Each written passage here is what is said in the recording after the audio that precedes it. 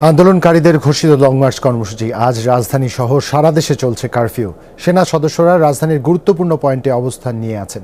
কিছুক্ষণ আগে রাজধানীর শাহবাগ এলাকার খবর জানিয়েছেন সহকর্মী নুরনবী সরকার। আমি অবস্থান করছি হোটেল ইন্টারকন্টিনেন্টালের যে মোড় রয়েছে সেখানে। আমি দেখতে পাচ্ছি আমার পেছনে সেনা সদস্যরা সাজোয়া যান নিয়ে অবস্থান করছেন।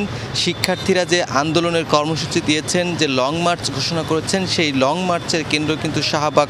কিন্তু শাহবাগকে কেন্দ্র করে চতুর্পাশেই কিন্তু সেনা সদস্য মোতায়েন করা হয়েছে। বিজিবি, আনসার, পুলিশ সদস্য সহ র্যাব সদস্যরাও কিন্তু সতর্ক অবস্থায় রয়েছেন। এছাড়া বিজয় সরণিতেও সেখানে কিন্তু টহল রয়েছে সেনাবাহিনীর এবং সতর্ক প্রহরা রয়েছে, এবং রাজধানীর বিভিন্ন পয়েন্টেই কিন্তু সেনাবাহিনী মোতায়েন রয়েছে এবং কারফিউ একই সঙ্গে চলছে।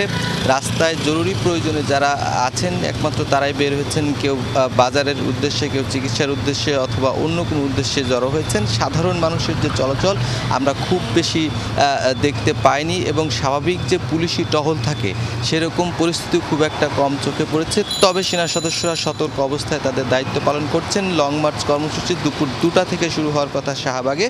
এখনও পর্যন্ত আমরা সমবেত হতে দেখিনি এবং সাধারণ শিক্ষার্থীদের। তবে যেহেতু এখন সকাল, হয়তোবা আর একটু পরে তারা আসার চেষ্টা করবেন। তবে আজকে পরিস্থিতি কঠিন হতে পারে। সেনা সদস্যরা সতর্ক অবস্থান নিয়েছেন। শাহবাগকে ঘিরে যে কয়েকটি সড়ক রয়েছে সেগুলো সবগুলো সড়কে পুরো শহর জুড়ে একটা থমথমে পরিবেশ বিরাজ করছে।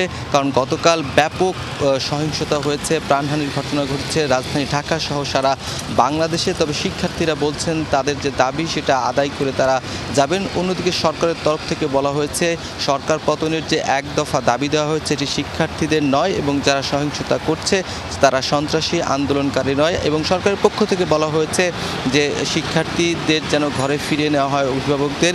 সব মিলিয়ে পুরো ঢাকা শহরে থমথমে পরিবেশ কিন্তু বিরাজ করছে। নুরনবী সরকার, যমুনা নিউজ, শাহবাগ।